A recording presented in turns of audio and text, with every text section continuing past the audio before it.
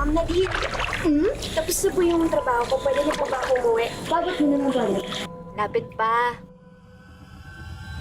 Tama na po! Hindi tayo kasya dalawa dito! Ako lang dapat! Ano nangyayari dyan? Anak! Anak! Tulungan niyo po ako! Ano nangyari? Pinapatay niyo po ako! Mahirap sa akin paniwalaan, Isabela, na magagawa mo to. Tinuring kitang parang anak. Pero this is too much. Hindi ko hahayaan mawala ang tunay naming anak. We have to let you go. Apo, tama. Ano naman tong dramang to? Tumahang ka na nga.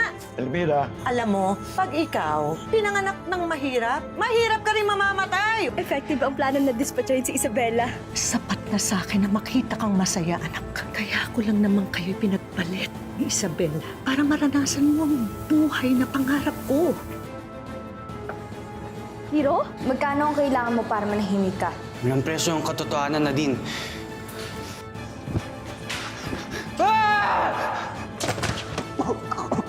Anong ginawa mo?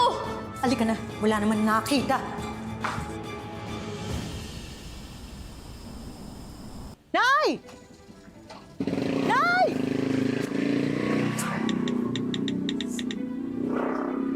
Hello, Nadine. Papunta dyan, yung lola mo. Pigilan mo, ha? Ipaharang mo dyan sa mga kasama mo.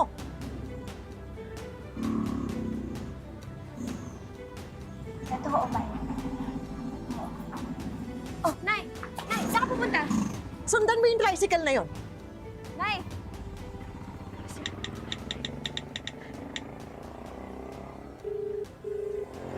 Hello? Andre? Andre, nasan ka?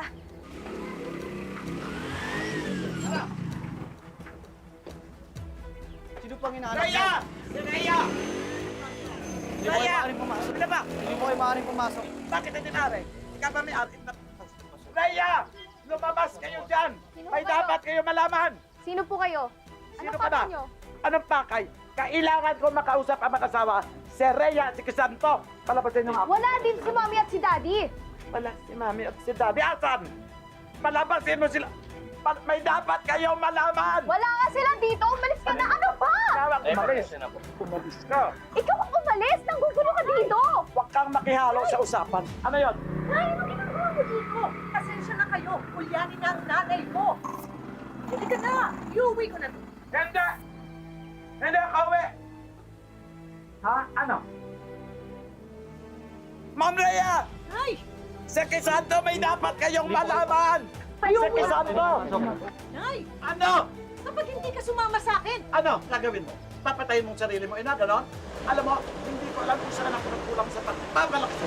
Ang haba-haba ng sungay mo. Ma'am! Nay! Nay! Nay! Nay! Ika na. Bitiwan niyo si Lola! Ma'am! May dapat kayong malaman! Ma'am! Importante, ha? Tumingin sa labas. Ano meron? Nay! Nay! Mom! Dad! Ano? Tara po, balik na po tayo sa loob ng bahay. Sandali. Ba't ang iiba dyan? Oo, wala po. Sir Crisanto, Nay! ano ba? Ako po si Hilda, nanay ni Elvira. May dapat po kayong malaman tungkol sa anak niyo. Hey, ano ho yung tungkol kay Nadine? Ay, hindi po tungkol kay Nadine. Yung tunay niyong anak. Teka muna, anong ibig sabihin tunay na anak?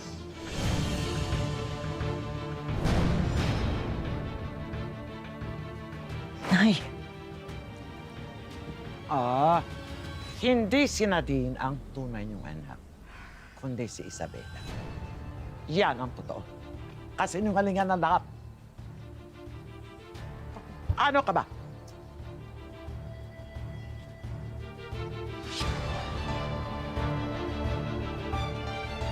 Nang gabing nanganak kayo ni Elvira, Sige pa, iri pa.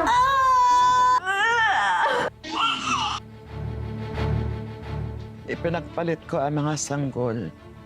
Ang anak ni Elvira, si Nadine. Siya ang pinalaki at pinagamot ninyo. At ang sanggol na napunta sa amin, siya ang tunay niyong anak, si Isabela. Siya ang tunay na Bermudez. Ma'am Rhea. Sir Crisanto. Siya po.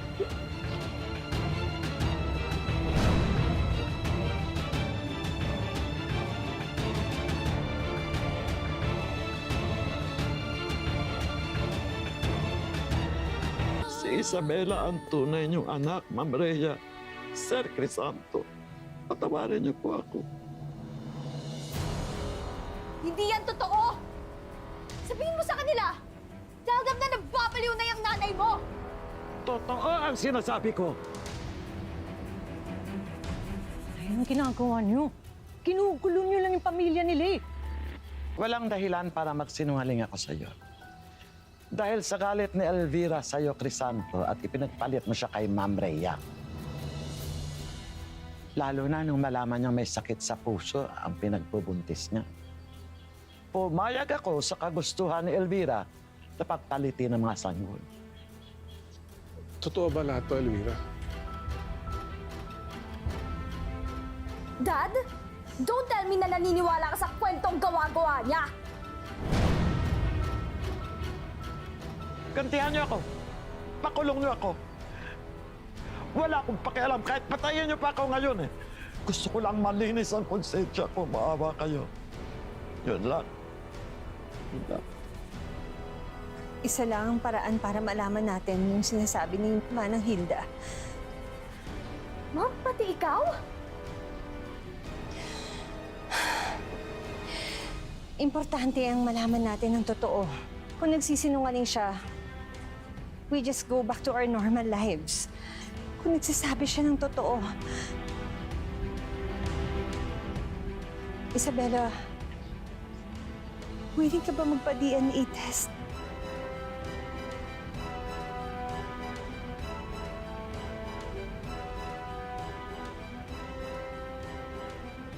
You guys hate me so much kaya ang dali niyong maniwala. Sa bagay, gusto niyo lang naman ako mawala sa buhay niyo eh. Nadine! Elvira!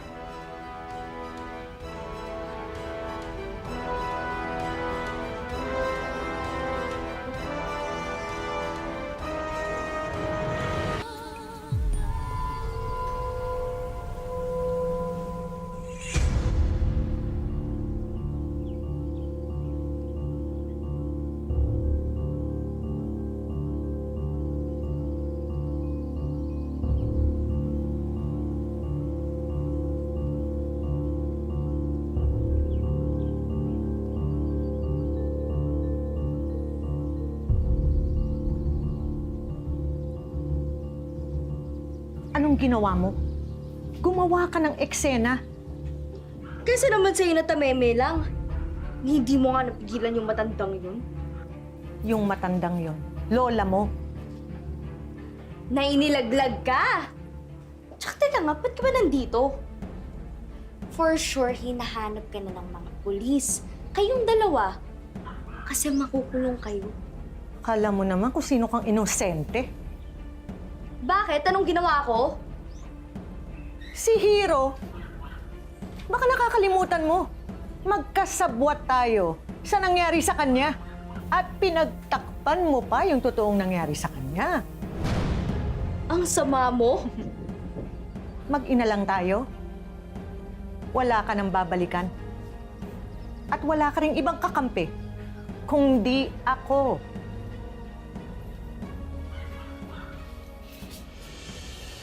Ano nang gagawin natin?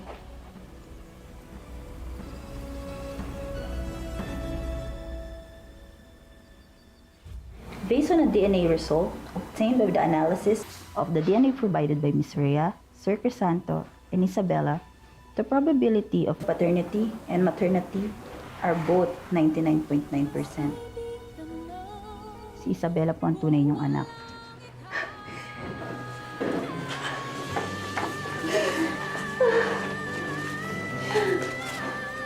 Una na po ako. Una po. Una na po.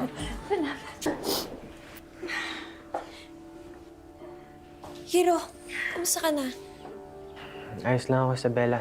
Salamat. Ma'am, sir, hindi na ho sana handong sa ganito kung nasabi ko agad yung nalaman ko tungkol kina Elvira at Nadine. Kaso sinaktan po ako ni Elvira eh.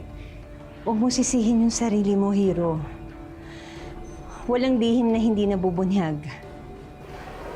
Pero kung matagal nang nag-uusap si Elvira at Nadine, ibig sabihin matagal nang alam ni Nadine ang totoo. Kaya rin ho siguro pilit niyang nilalayo yung loob niyo kay Isabela. Biktima lang din si Nadine dito sa kasamaan ni Elvira. Kung ganun nga kasama ang ugali ni Elvira, natatakot ako para kay Nadine. Crisanto,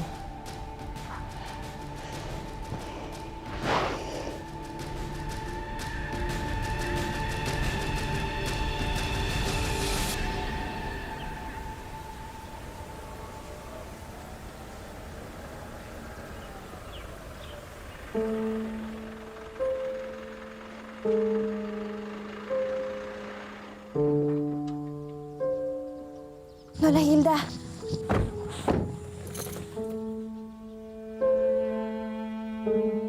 Andito po ba kayo para ipakulong ako? Sasama ako sa inyo ng maayos sa presinto. Wala po kaming balak na sampahan kayo ng kaso. utang ho namin sa inyo, Nanay Hilda, ang katotohanan. Pero si Nadine, gusto ho namin sana makausap. Wala na si Elvira at si Nadine. Hindi ko rin alam kung saan sila nandun.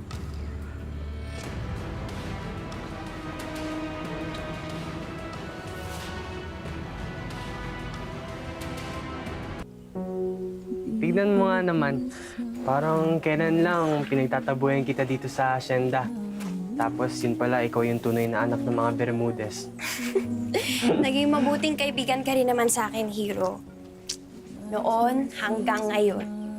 Kahit milya-milya na ang layo ng pagitan natin sa isa't isa, Oo naman, ano ka ba? Ikaw talaga, no?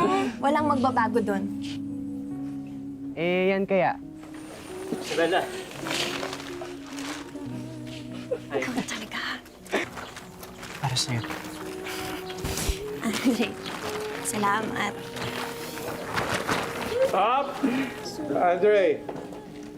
Alam mo, kahit noon pa nagtatrabaho dito si Isabela, lalo na ngayon, alam namin siya ang tunay naming eredera.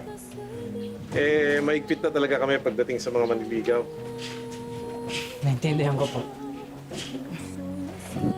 Ikaw naman, tinatakot mo naman yung mga bata. Malalaki na yung mga yan, alam na nila ang tama at mali. At saka may tiwala naman tayo kay Isabela. Your heart is always in the right place.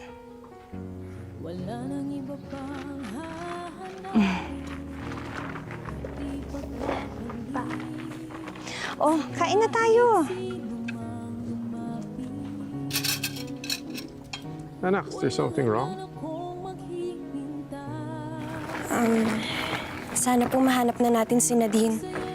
Wala na po kung ibang gugustuhin kundi maging kapatid niya. Dahil kayo pong mga magulang ko nagpalaki sa kanya.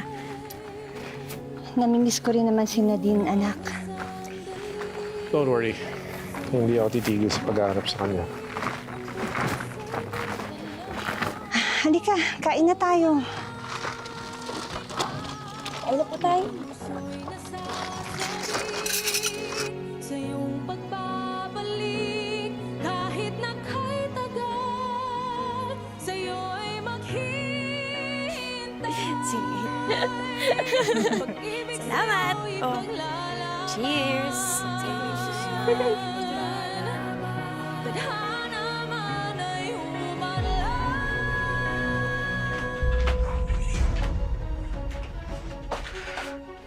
Ito na lang ang natitirang paraan para matupad ang pangako ko na sira yung mag-asawa na yon na makapaghiganti ako.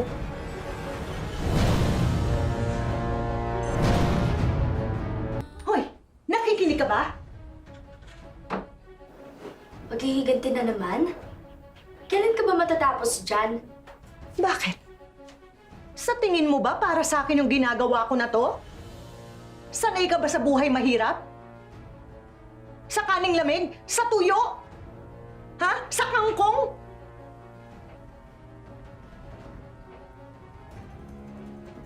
ito na ang huling barahan natin. Para hindi na talaga tayo maghirap kahit kailan. Hindi ko alam kung kaya ko. Kakayanin mo? Lalo na pag nakita mo si Isabela na nagpapakasasa sa buhay niya na dapat ay sa'yo.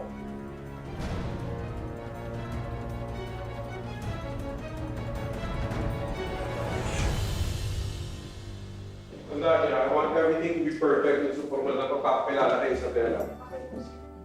Kayo na bahala sa pagkain. Boys, marami pa mga darating na bisita. Kayo nang bahala. At kapag ready nang bumaba si Isabela at wala pa ako, pumunta ako lang kasi si Gov. Kayo nang umalalay sa kanya, okay? Apo. Siyempre, ikaw na yon. Sigurado ka ba, Hiro? Ikaw nang bahala kay Isabela.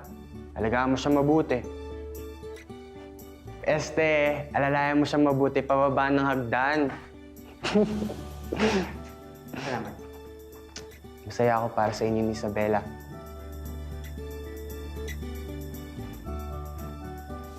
Natutuwa ako, Isabela, nagagawa ko na sa'yo to. Ang tagal ko na rin po nananabik na malagaan, Ma. Ah, teka. May isa pa akong surprise sa'yo. Sandali lang, ah.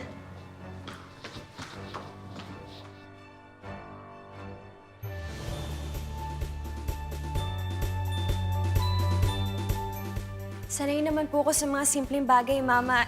Hindi mo na po kailangan surpresahin ng mga ganyan. Surprise! Ay, Elvira? Parang specialty na yata nito ni Elvira ang umeksena at manira tuwing may espesyal na okasyon, ano? Pero ano na naman kaya ang binabalak niya ngayon? Mga kaibigan, palakpakan po natin ang ating star of the night, Miss Isabela Bermudez.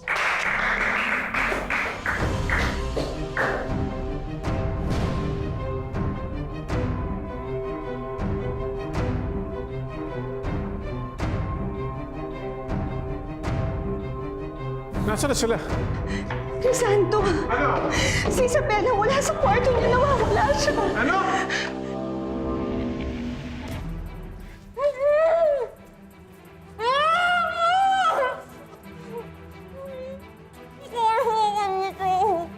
Huwag mong hayaang makawala yan.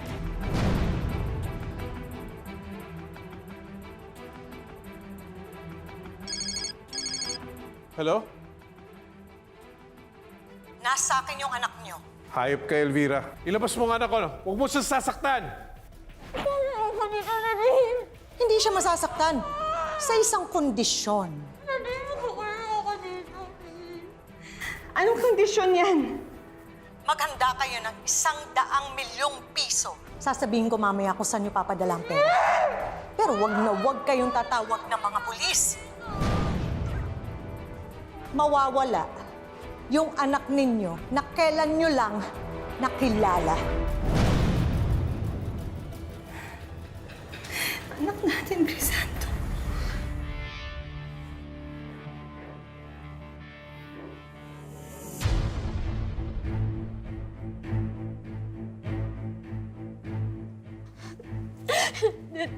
Nadine, please, makinig ka muna sa akin para awa mo na.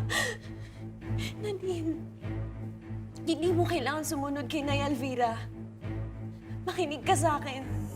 Ang totoo niya, pinahanap nga kita eh. Kasi gusto kitang makasama sa bahay. Tsaka ayoko tanggalin yung pagiging anak mo kay Mama at Papa. Pwede tayo maging isang masayang pamilya. Nadine, please, pakawalan mo na ako dito. Tulungan mo ako.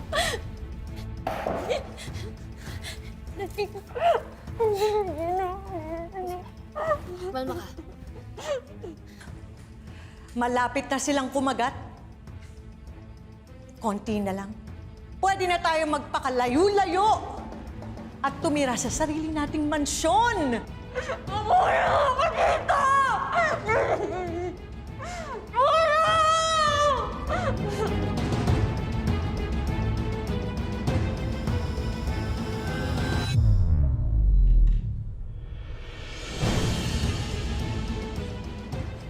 Isabela, anak! Isabela! Hop, hop, hop, hop!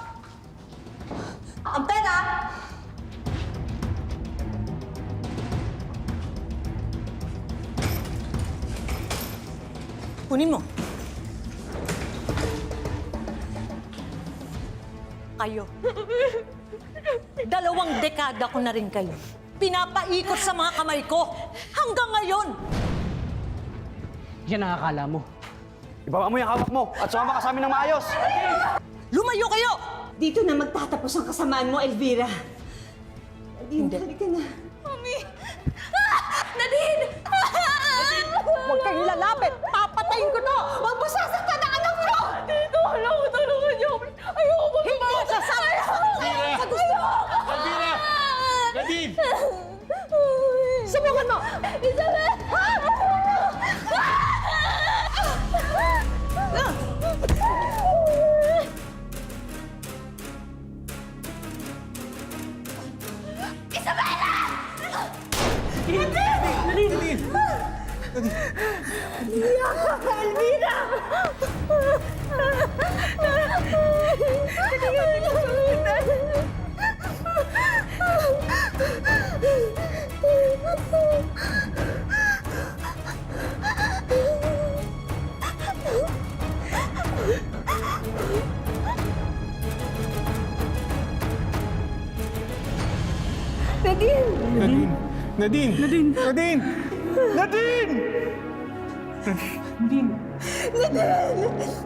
Nadine! Anak! Nadine! Nadine! Crisanto! Nadine! Nadine!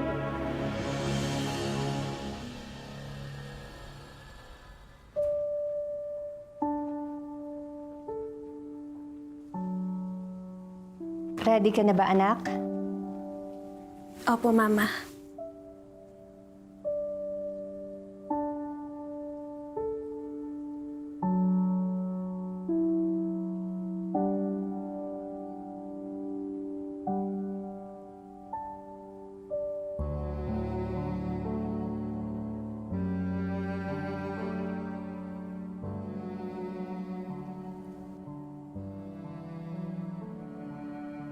Happy birthday, Nadine. Happy birthday. Thank you po, Mom. Nadine, salamat sa pagligtas mo sa akin, ah. Ano ka ba, Isabella? Ako yung dapat magpasalamat. Kasi ikaw ang mas nagligtas sa buhay ko.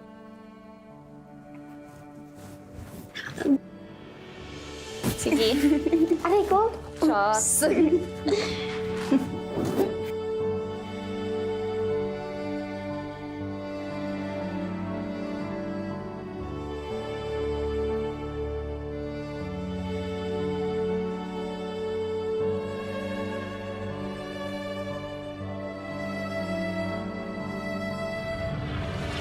Sa bandang huli, nang nagkaroon ng pagpapatawad sa puso nila Isabela at Nadine, hindi man magkadugo ay nagkaroon ng pagkakataong muling mabuo ang kanilang pamilya. Ang buhay ay hindi lamang isang daan na iginuhit para sa atin. Ito ay isang daan na nagbibigay sa atin ng maraming pagkakataon na pumili at tahakin ang sarili nating tadhana. Magandang hapon, ako po si Marian Rivera at ito ang mas pinalakas na tadhana. Di ako matatahimik. Hanggat alam kong nabubuhay kayo. Sama-sama tayo sa impyerno. Wag! Hindi ka sa ganyan paraan makapaghiganti sa kanila. Ako ang tutulong sa'yo. Pagbayarin sina Gabriel at Desiree sa kasalanan nila sa'yo.